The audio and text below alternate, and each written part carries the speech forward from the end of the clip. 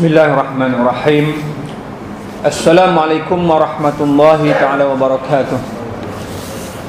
Alhamdulillahirabbil alamin, nahmaduhu wa nasta'inuhu wa nastaghfiruh wa na'udzu billahi min shururi anfusina wa min sayyiati a'malina.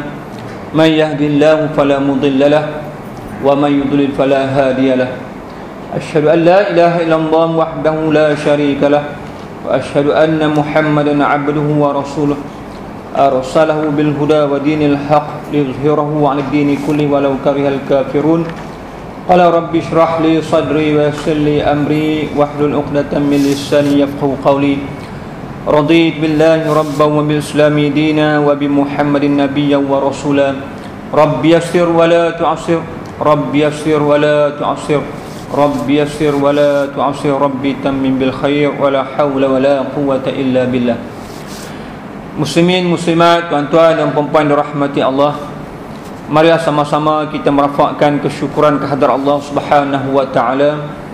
Dengan limpah dan kurnianya sekali lagi kita dapat bertemu pada pagi ini. Mudah-mudahan kita mengharapkan pertemuan kita ini adalah pertemuan yang dirahmati oleh Allah Subhanahu wa taala, dan perpisahan kita selepas ini perpisahan yang diampunkan dosa oleh Allah Subhanahu wa taala. Jadi tuan-tuan dan puan-puan dirahmati Allah, kita masih lagi berada dalam kitab 40 hadis akhir zaman, dan kita berada di 40 hadis penawar hati. Dan kita dah masuk pada hadis yang ke-8 pada pagi ini, iaitu tentang berenang di lautan peluh. Ani bin Muammar radhiyallahu ta'ala anhuma anna Rasulullah sallallahu alaihi wasallam qala: yaqumun nasu li rabbil alamin hatta yaghiba ahaduhum fi rashhihi ila ansafi uzunaihi. Muttafaq alaih. Hadis daripada Ibnu Ammar radhiyallahu taala anhu, beliau berkata, sesungguhnya baginda Nabi sallallahu alaihi wasallam bersabda, seluruh manusia akan berdiri di hadapan Tuhan pencipta alam ini pada hari kiamat nanti, sehingga salah seorang di antara mereka ada yang akan tenggelam dalam keringatnya sendiri sampai ke pertengahan telinganya. Riwayat Bukhari dan Muslim. Tuan-tuan dan puan-puan rahmati Allah, apa yang kita dapat fahami daripada hadis ini, baginda Nabi SAW mengingatkan kita bahawa setiap manusia itu apabila berada di pada mahsyar, dia berada dalam keadaan yang berbagai-bagai, mengikut amal ibadahnya, mengikut amalan di atas dunianya. Kalau kata amalan atas dunianya itu amalan yang menyelamatkan dia daripada keadaan huru-hara di pada mahsyar, itu selamatlah dia. Kalau tidak, dia berada dalam keadaan yang berbagai-bagai.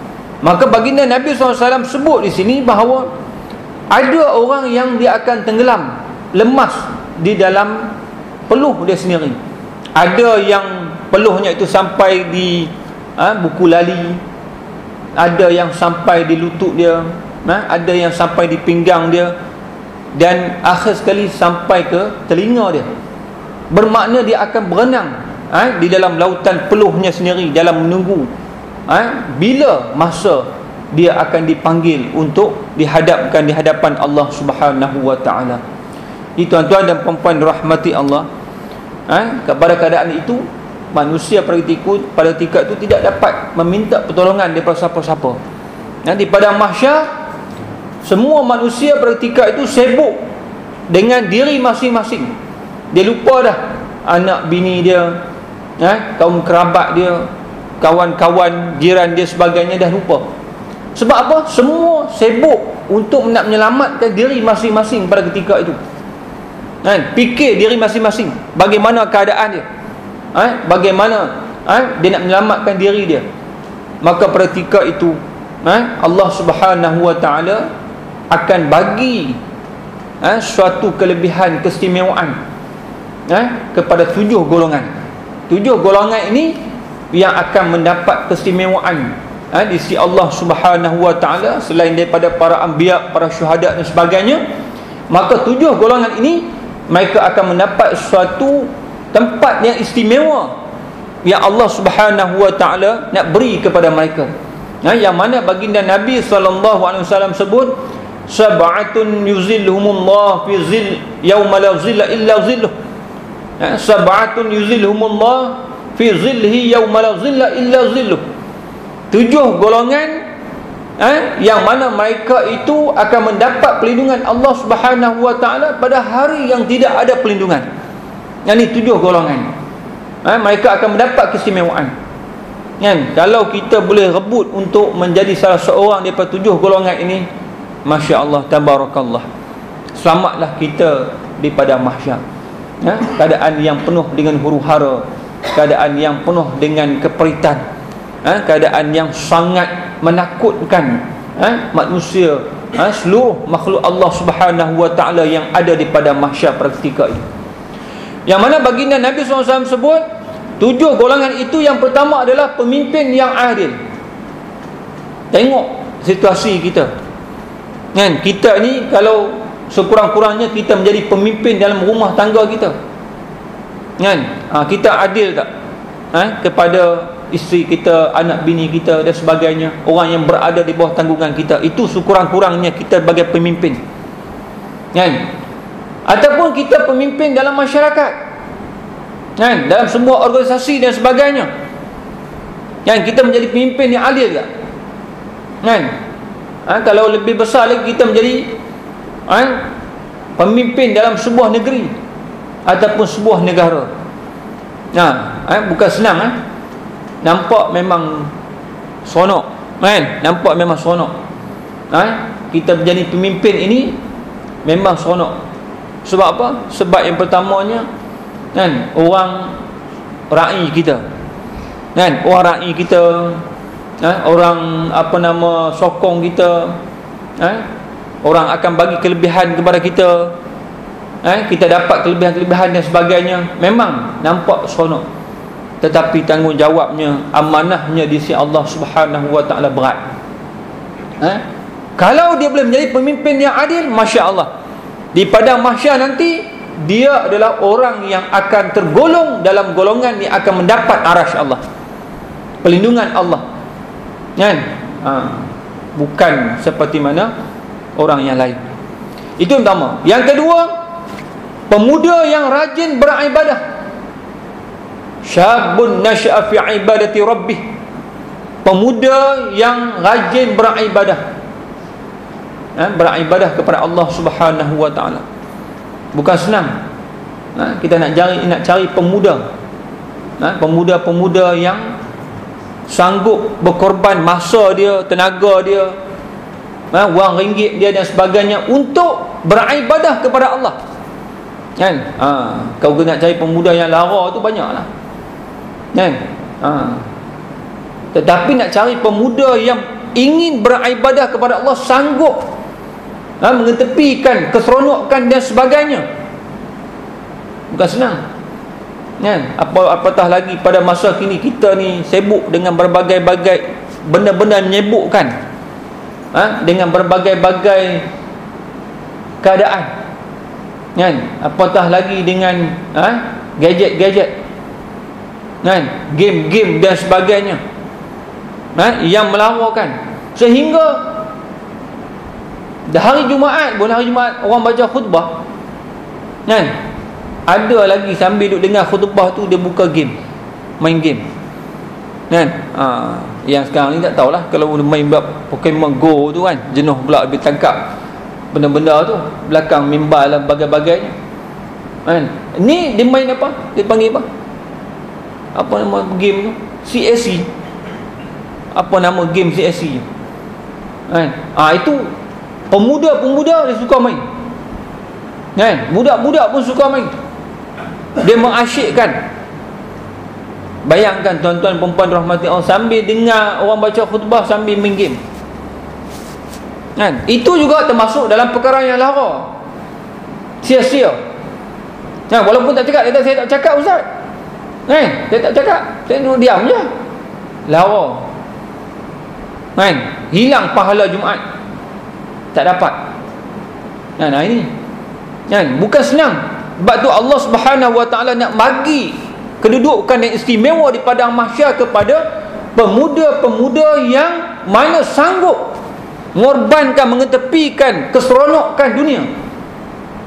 Tinggal yang orang selalu buat, pemuda-pemuda selalu buat, tetapi dia sanggup untuk mengetepikan semua itu kerana untuk beribadah kepada Allah sungguh-sungguh.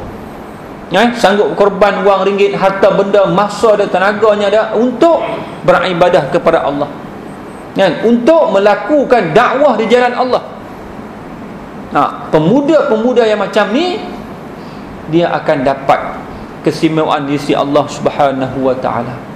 Bukan senang nak cari orang yang sanggup konsisten solat berjemaah di rumah Allah. Bukan senang. Pemuda itu yang kedua. Kemudian yang ketiga, lelaki yang hatinya terpaut dengan masjid. Rajulun qalbuhu mu'allaqun bil masajid. Lelaki ni dia termasuklah orang yang dah berumur, orang yang pemuda dan sebagainya, termasuk semua warajulun yang mana hatinya itu terpaut dengan masjid, sentiasa ingin solat berjemaah di masjid. Dia akan tunggu-tunggu masa untuk solat berjemaah. Hatinya sentiasa teringat untuk solat berjemaah di rumah Allah, di mana sahaja dia berada, di mana sahaja dia pergi. Apabila dah masuk waktu, dia akan teringat, dia akan pastikan diri dia untuk pergi solat berjemaah di rumah Allah. Ini salah satu daripada 7 golongan. Kita boleh rebut, kita boleh jadikan, kita boleh target untuk kita mendapat salah satu daripada 7 golongan ini. Mungkin kita tak mampu untuk jadi 7 golongan ini, tapi kita carilah salah satu daripada golongan-golongan yang Nabi SAW sebut itu. Kita cuba cari, cuba dapatkan yang mana kita mampu. Kalau kita boleh menjadi orang yang hatinya terpaut dengan masjid, carilah, jadikanlah, cubalah, ikhtiar sungguh-sungguh untuk kita mendapat satu tempat di antara 7 tempat yang hebat di sisi Allah Subhanahu wa taala. Kemudian yang seterusnya, orang yang mencintai sahabatnya kerana Allah. 2 orang lelaki yang bertemu kerana Allah. Dia bertemu kerana Allah, dia berpisah kerana Allah. Hari ini dia banyaknya orang dia bertemu kerana wang ringgit, dia bertemu kerana nak mendapat projek, dia nak bertemu kerana dapat recommend dan sebagainya. Dah dapat, sudahlah, bukan kerana Allah. Ketika dia itu berada di atas, dia sokong, dia itu dah berada di bawah, maka dia caci, cerca, hina dan sebagainya. Contoh, tetapi kalau 2 lelaki dia bertemu kerana Allah, dia bersahabat kerana Allah, bukan mengharapkan habuan dunia, harta, wang ringgit dan sebagainya, dia bertemu kerana Allah, maka apabila kawan itu nak berpisah, meninggalkan dia pun kerana Allah, dia sedih kerana kawan yang baik, yang banyak membantu, memberi nasihat kepadanya itu telah berpindah daripada tempat ini ke tempat yang lain. Dia menangis, dia sedih kerana kawan yang baik itu telah berpisah dengannya kerana Allah. Maka orang ini juga adalah orang yang akan mendapat perlindungan daripada Allah Subhanahu wa taala.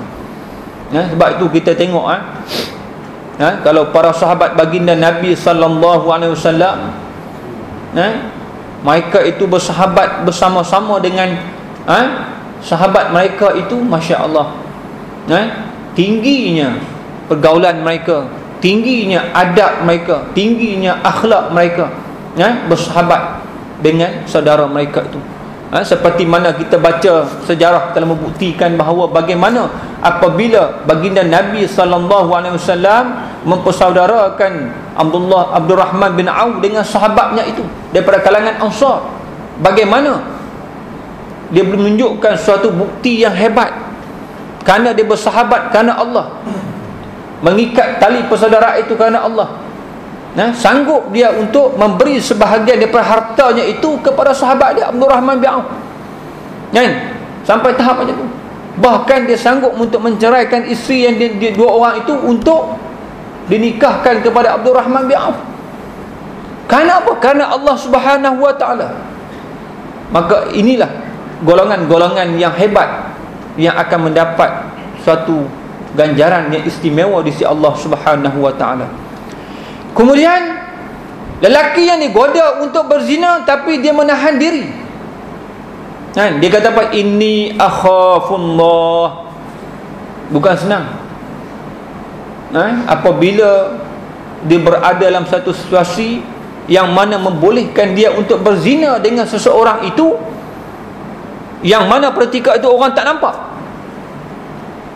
orang tak nampak, tetapi dia boleh mengatakan pada ketika itu, inni akhafullah, sungguhnya aku takut kepada Allah. Pada hari ini orang yang terjebak dengan perzinaan itu cukup banyak. Untuk mengatakan sedemikian rupa susah. Kalau kita baca bagaimana Nabi Yusuf alaihi salam, seorang yang telah terperangkap dalam keadaan sedemikian rupa, digoda oleh seorang perempuan yang kaya raya dan sebagainya, tapi pada ketika itu dia boleh mengatakan inni akhafullah, sungguhnya aku orang yang takut kepada Allah. Ini bukan senang. Keadaan-keadaan yang kita baca ini kita nampak macam senang, tapi keadaannya memang sukar untuk dilakukan oleh kebanyakan manusia.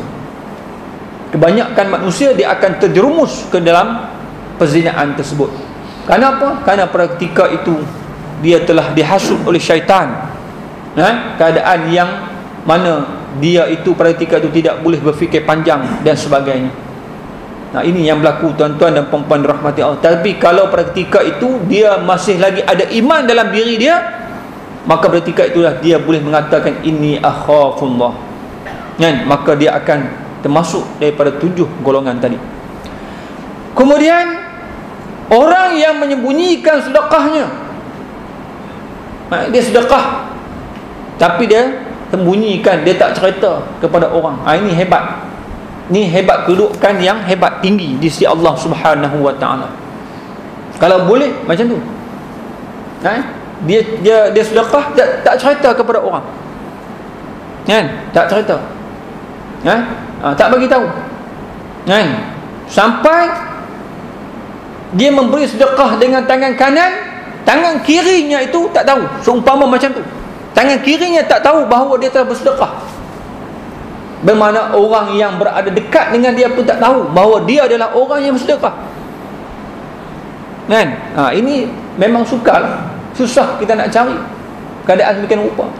Orang pada hari ini dia kalau boleh dia nak bagi sesuatu tu, dia nak riuh, bagi orang tahu bahawa dialah yang bagi ini, itu dan sebagainya. Itu kebiasaannya.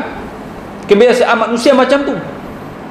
Dia nak supaya orang memuji dia, dia nak supaya orang sebut nama dia dan sebagainya. Itu kebiasaan, itu adalah kesukaan manusia. Tetapi kalau dia boleh menyembunyikan sedekahnya, banyak mana yang dia bagi itu dia sembunyikan sampai orang tak tahu siapa yang bagi, sampai orang nak cari, nak detect siapa yang bagi, tak tahu.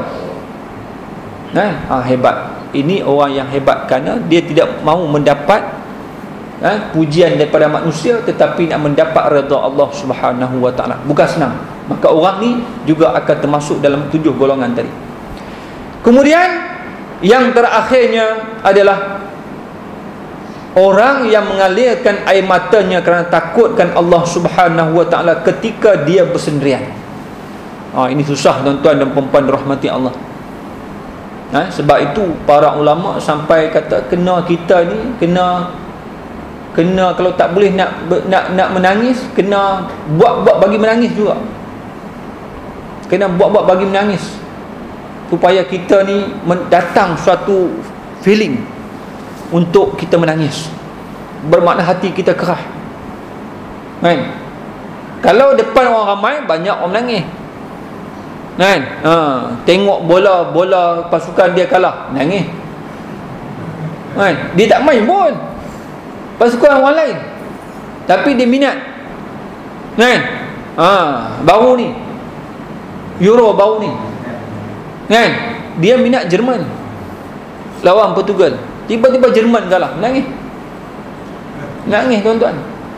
Kan? Ini tak kira ni. Ini sia-sia je.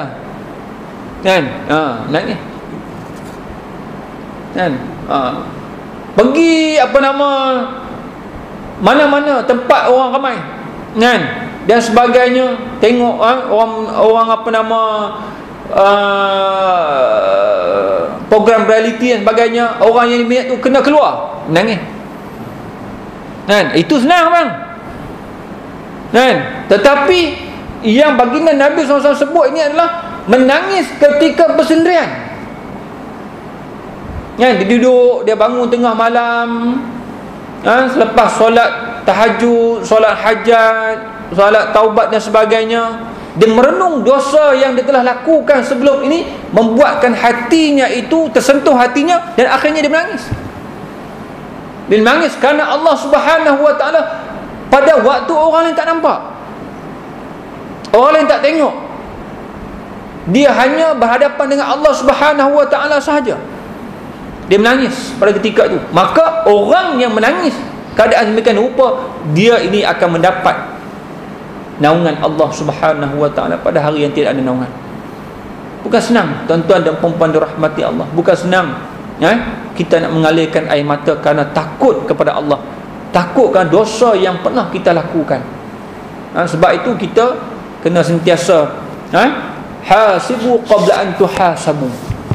Kita kena muhasabah diri kita sebelum kita dihisap oleh Allah Subhanahu Wa Taala. Kena. Kita kena renung duduk. Sebab itu baginda Nabi SAW pun dia sentiasa berkhalwah di Gua Hira, bertahanus, beribadah kepada Allah. Sebab itulah. Sebab nak merenung diri di atas dosa-dosa yang telah dilakukan, di atas amalan-amalan yang telah dilakukan. Renung balik, tengok amalan yang aku lakukan ni dah banyak mana, dosa dengan amalan yang baik ni banyak mana. Kena renung, kena tengok, fikir. Hari ni tengok, renung balik daripada bangun pagi tadi sampai nak tidur balik, amalan yang baik dengan amalan yang tak baik tu banyak mana. Banyak yang tak baik ke banyak yang baik? Renung balik diri kita.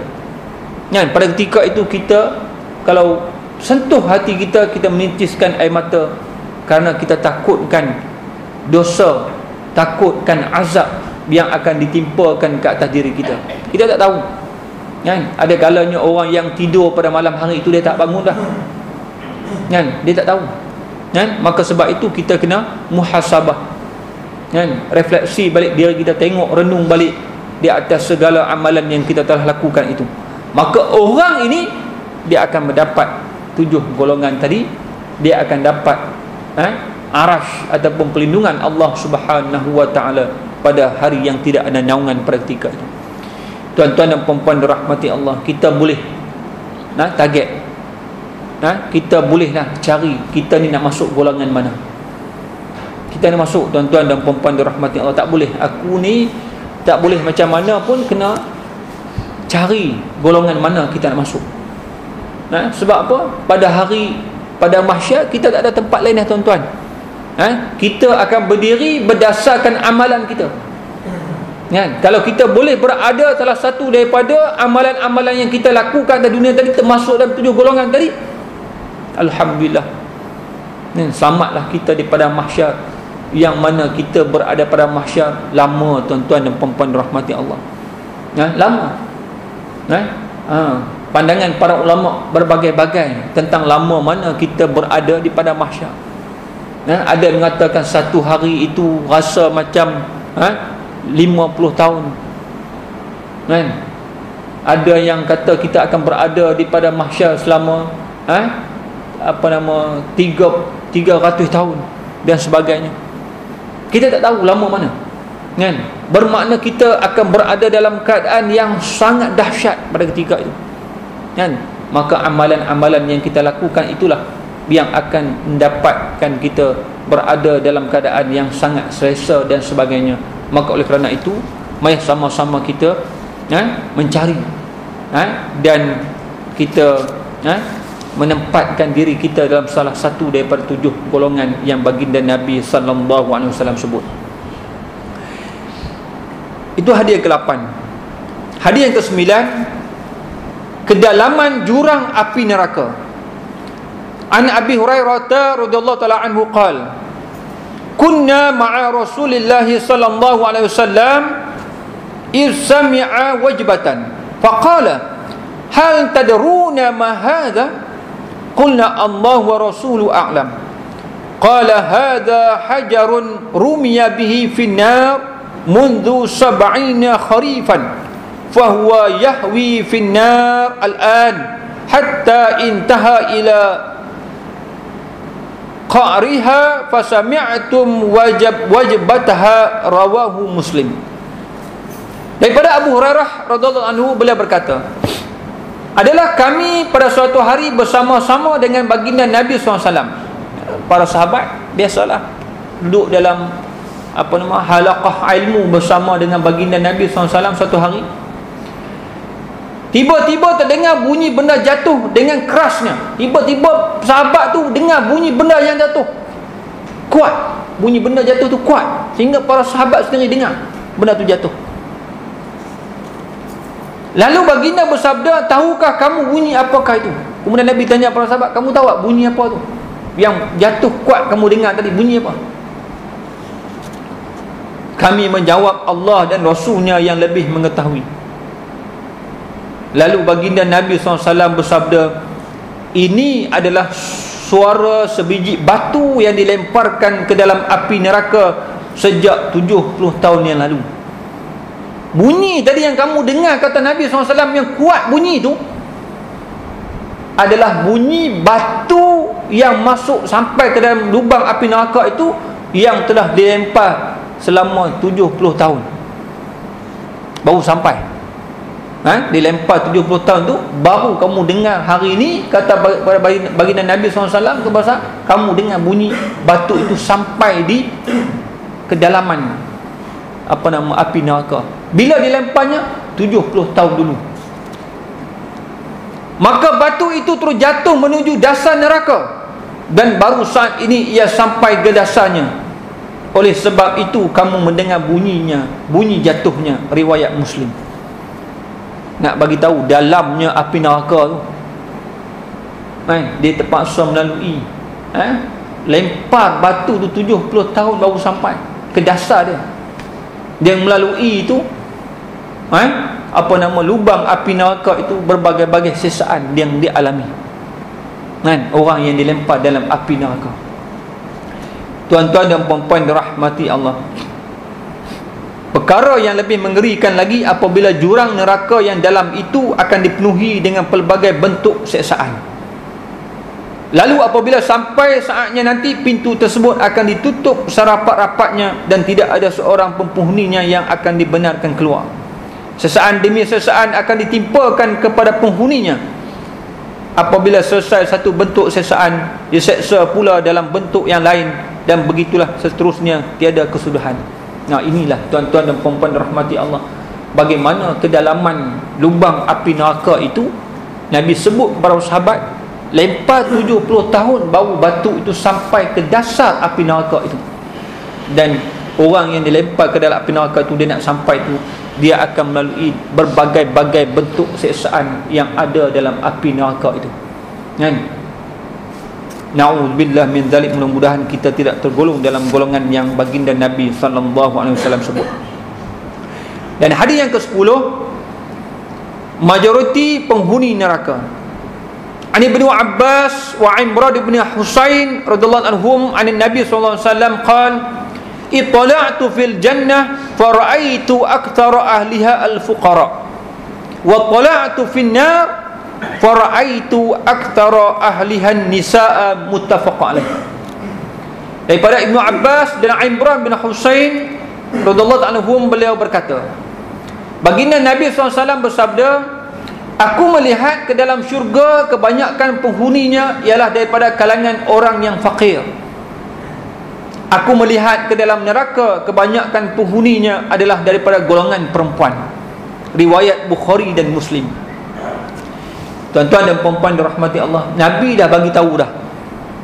1400 tahun yang lalu Nabi dah bagi tahu kepada kita dah bahawa Nabi dah tengok dah keadaan dia, situasi dia, Nabi tengok. Syurga itu benar, neraka itu benar. Dalam peristiwa Isra' dan Mi'raj, Allah Subhanahu wa ta'ala dah memperlihatkan kedua-dua keadaan itu kepada baginda Nabi SAW. Nabi dah tengok. Nabi dah tengok situasinya itu. Nabi balik, Nabi bagi tahu kepada para sahabat. Nabi kata, aku tengok yang paling ramai dalam syurga nanti adalah orang-orang yang fuqara, fakir. Orang-orang yang fakir ini, mereka adalah orang-orang yang banyak menjadi penghuni syurga kerana banyaknya beribadah mereka kepada Allah, kuatnya ibadah mereka kepada Allah. Mereka tidaklah mengajar dunia dengan sepuas-puasnya.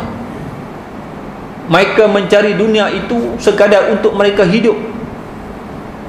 Yang lebihnya itu mereka peruntukkan masa, harta mereka, waktu mereka, tenaga mereka dan sebagainya untuk beribadah kepada Allah.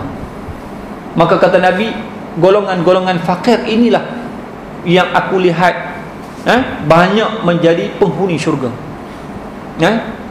Dan mereka ini, orang fakir ini, orang yang orang kata apa, biasa ni, mereka tidaklah mengejar dunia dengan sepuas-puasnya, dan mereka tidak disoal siasat oleh Allah Subhanahu wa ta'ala di pada mahsyar dengan suatu orang dapat soalan-soalan yang banyak dan sebagainya.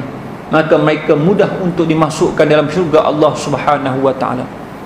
Dan kata Nabi SAW lagi, golongan yang kedua pula yang aku tengok dalam neraka pula adalah kebanyakannya adalah perempuan. Perempuan yang menjadi penghuni neraka. Kenapa tuan-tuan dan puan-puan rahmati Allah? Kalau kita tengok pada hari ini, pada zaman yang kita hidup pada hari ini, zaman yang penuh dengan fitnah. Zaman akhir zaman ini yang penuh dengan fitnah. Yang kita keluar daripada rumah kita pun kita boleh tengok dah. Perempuan ni kalau ikut dasarnya, dia mudah masuk syurga. Dia mudah masuk syurga, tak sama dengan orang lelaki. Tanggungjawab orang lelaki ni berat, banyak. Tanggungjawab orang lelaki ni berat, tak sama dengan perempuan. Tapi tanggungjawab perempuan ni untuk masuk syurga dia sangat mudah.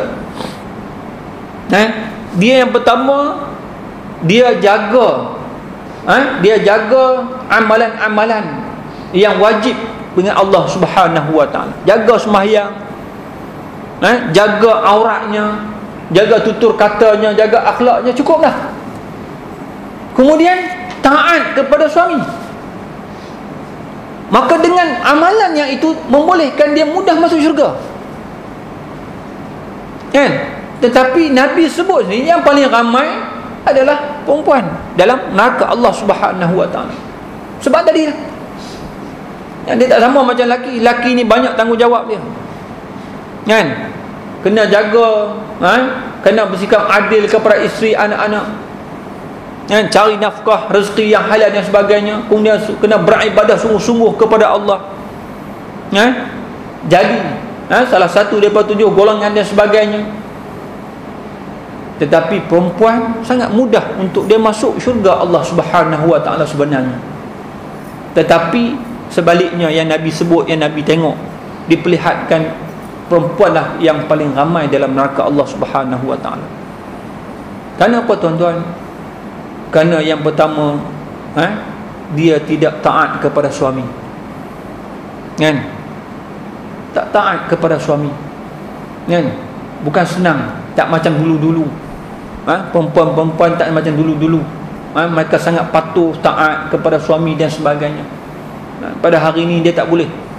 Kan, kadang-kadang dia dah biasa. Sebab apa? Dia nak jadi bos. Sebab dekat pejabat dia bos. Balik rumah pun dia rasa dia bos juga. Kan, tak boleh cakap lebih pada dia. Sebab apa? Aku lebih tinggi kedudukan aku daripada kamu. Kan, gaji aku lebih banyak daripada kamu. Kan, itu. Kan, dia tak boleh taat kepada suami. Kan, sebab itu kalau kita baca statistik penceraian pada hari ini, cukup ramai. Kan, cukup ramai penceraian. Kan, bukan yang kahwin dah 30-40 tahun baru cerai, tak, yang baru kahwinnya. Baru kahwin. Kan, 2-3 tahun dah cerai. 3-4 tahun dah cerai. Ini statistik yang menakutkan orang Islam. Penceraian yang berlaku setiap hari di kalangan orang Islam. Kan, kerana ni tak taat kepada suami. Kan, suami tak ada. Kan, siapa saja datang rumah, kan, dia bawa masuk dalam rumah, sedangkan dia mesti minta keizinan orang bukan mahram dan sebagainya, tak boleh bawa masuk. Kan, kita dah jadi biasa. Sebab apa kita ni kawan biasa, sawan tempat kerja biasa, bawa masuk dan sebagainya, walaupun suami tak ada. Ni tak taat kepada suami. Kan, satu. Yang kedua, kita lihat bagaimana pemakaian. Kita tengok pemakaian orang dapat wanita-wanita kita pada hari ini. Kan, fitnah, itu fitnah. Kan, dia rasa apa yang dia pakai itu telah menutup aurat, tetapi bukan menutup aurat, dia balut urat. Itu berlakunya tuan-tuan dan puan-puan dirahmati Allah. Kan, dalam Islam, dalam syarak, dia suruh menutup aurat.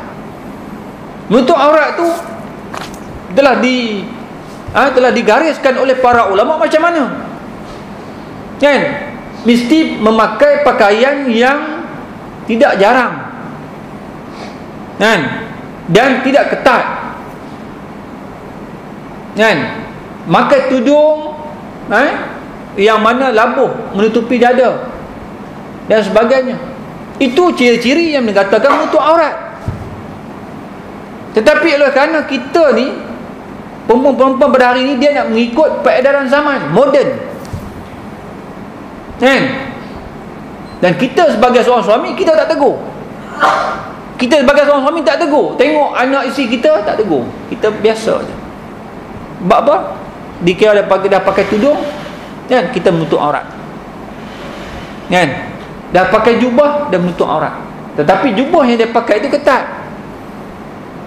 menampakkan susuk tubuh badan dia. Kan, seluar yang dia pakai itu ketat. Sebab itu kalau kita baca dalam buku Dr. Yusuf Al-Qaradawi, menjadi perbahasan perempuan ni dia pakai seluar boleh ataupun tidak, menjadi perbahasan.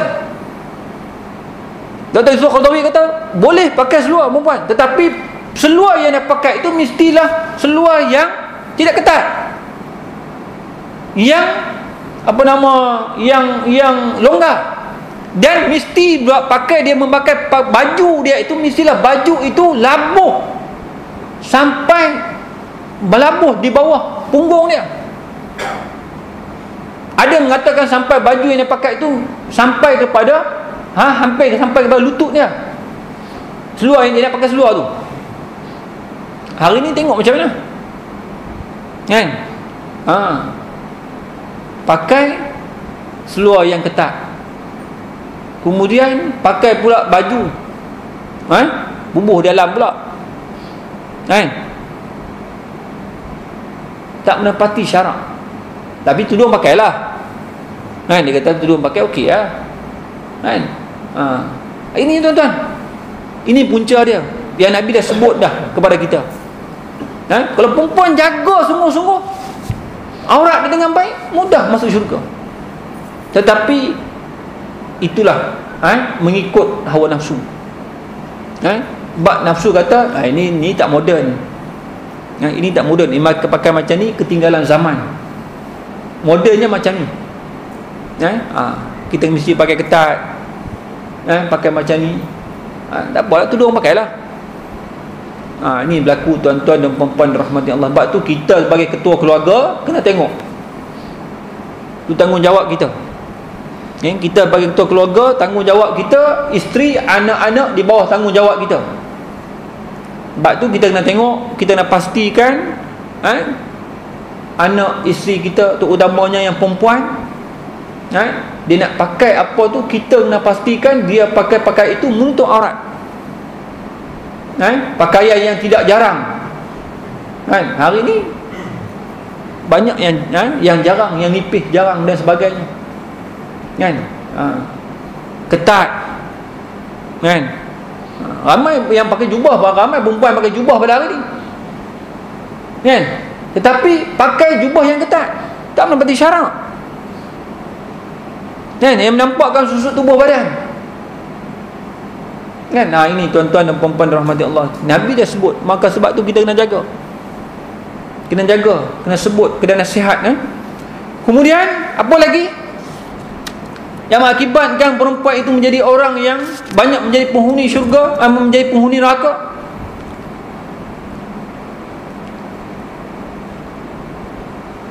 Dan banyak pula di kalangan mereka yang keluar dari rumah dengan pelbagai hiasan, perhiasan dan persolekan. Pakai yang solek-solek, yang dahsyat. Yang mana apabila orang tengok dia akan menyentuh hati orang lelaki tu. Menyentuh. Dia tengok sekali, orang lelaki tu nak tengok dua kali. Itu fitnah tu.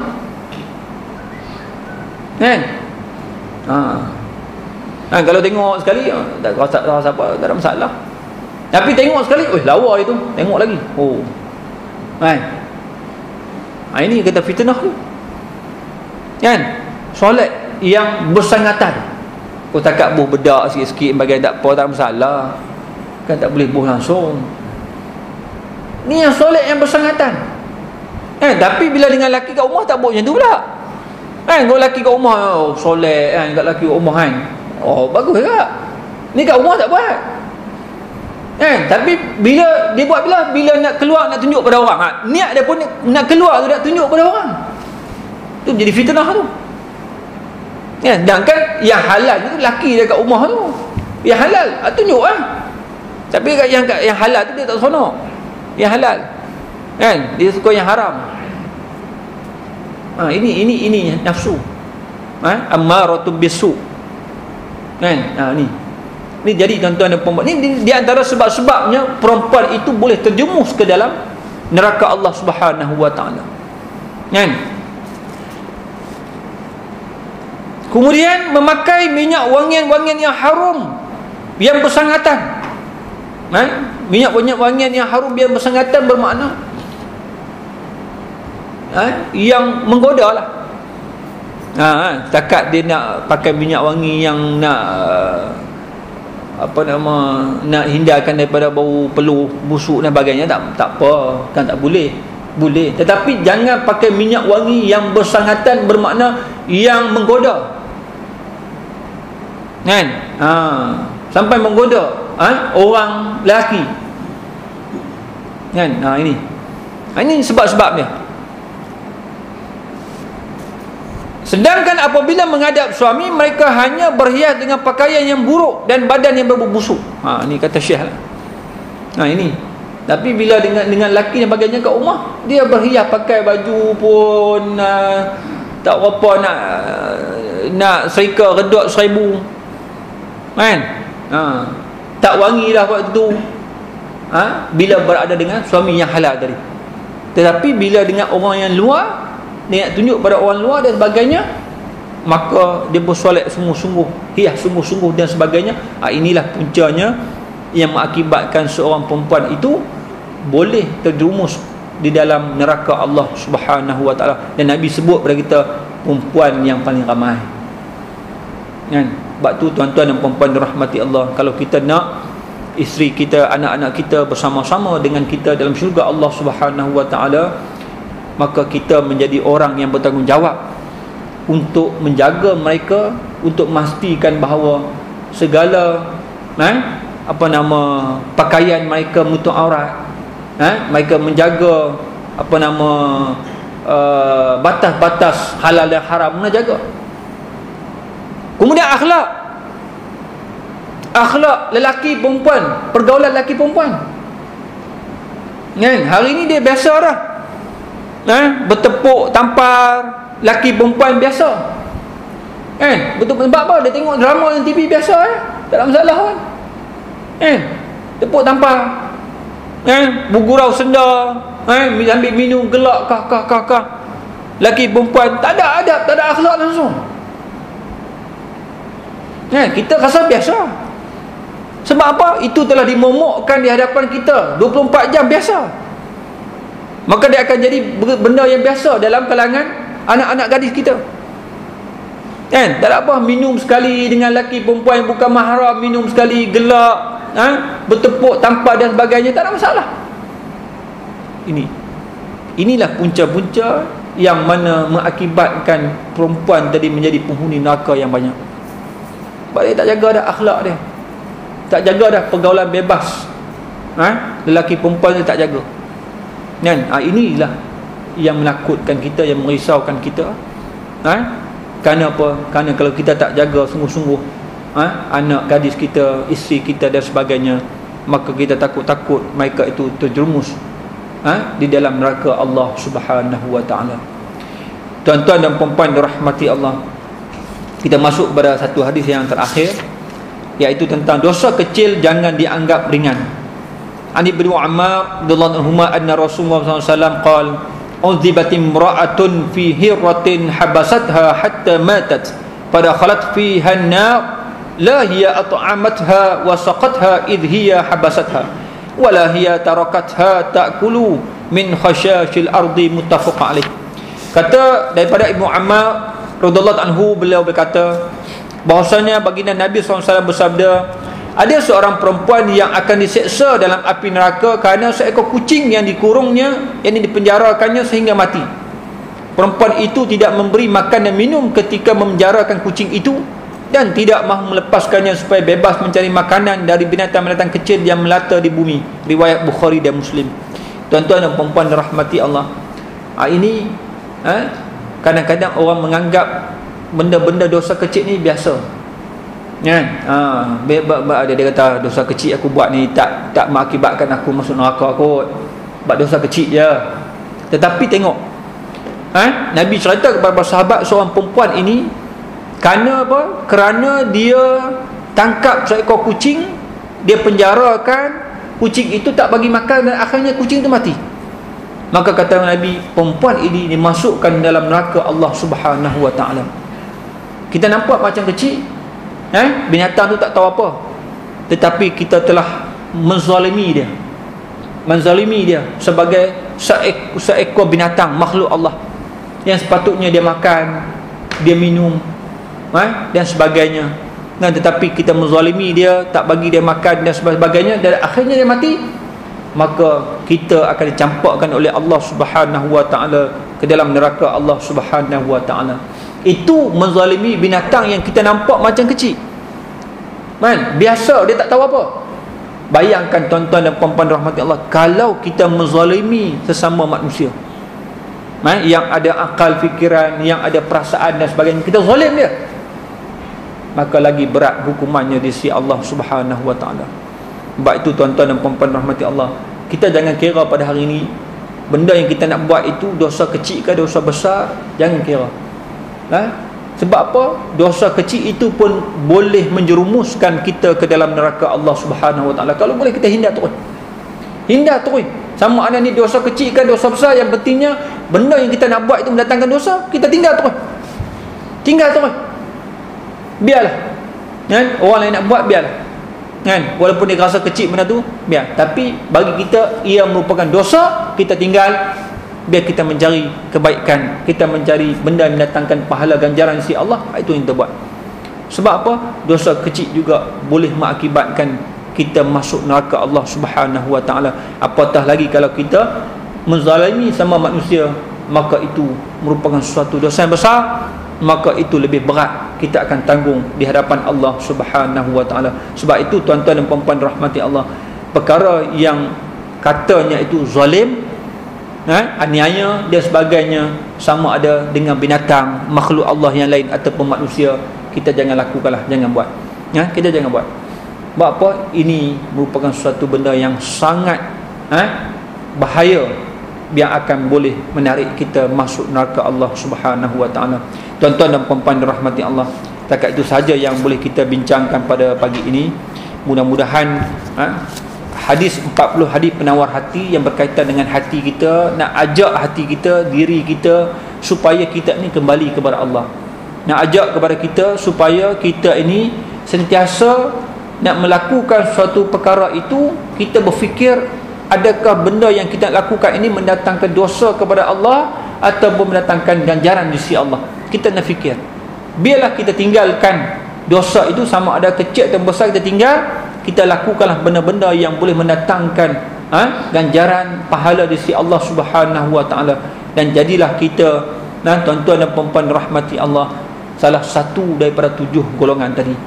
Kita boleh pilih, kita boleh target untuk kita mendapat kedudukan salah satu daripada 7 golongan tadi. Mudah-mudahan apabila kita mendapat salah satu daripada 7 golongan tadi, kita akan menjadi orang yang selamat di padang mahsyar, yang mana pada hari itu, hari yang penuh dengan ketakutan, debaran, hari yang penuh dengan huru hara dan sebagainya, maka kita selamat di sisi Allah Subhanahu wa taala. Tuan-tuan dan puan-puan rahmati Allah, mudah-mudahan kita semua diberi pencerahan, diberi pemahaman dan diberi kekuatan untuk kita terus istiqamah dalam melakukan perkara-perkara kebaikan, perkara-perkara yang mendatangkan pahala ganjaran di sisi Allah Subhanahu wa taala. Dan biarlah kita istiqamah untuk menjadi orang yang sentiasa mahu solat berjemaah di rumah Allah Subhanahu wa taala, untuk kita istiqamah dalam berada dalam majlis-majlis ilmu Allah Subhanahu wa taala ini. Itu semua merupakan perkara yang kita kena minta kepada Allah. Kita kena doa minta kepada Allah supaya beri kekuatan itu, beri kekuatan istiqamah, kesabaran dan sebagainya itu, supaya kita boleh konsisten. Kita tak nak kita buat on off, tak nak. Kita nak biar kita konsisten. Kita nak sentiasa kita menjadi orang yang mahu solat berjemaah di rumah Allah. Kita mahu berada dalam ilmu Allah, dalam rumah-rumah Allah, dalam majlis-majlis ilmu Allah Subhanahu wa taala. Sebab apa? Kita tahu ganjaran dan rahmat ni Allah nak bagi kepada kita itu cukup banyak, tidak ternilai. Tak sama dengan orang yang berada dalam rumah Allah, dalam majlis ilmu Allah, dengan orang yang tak ada dalam majlis ilmu Allah. Tak sama, kedudukannya tak sama di sisi Allah Subhanahu wa taala. Rahmat Allah melimpah ruah kepada orang yang berada dalam rumah Allah, dalam majlis ilmu Allah Subhanahu wa taala. Jadi mudah-mudahan kita semua termasuk dalam golongan yang kita sebutkan tadi, iaitu orang yang berada dalam majlis ilmu Allah Subhanahu wa taala.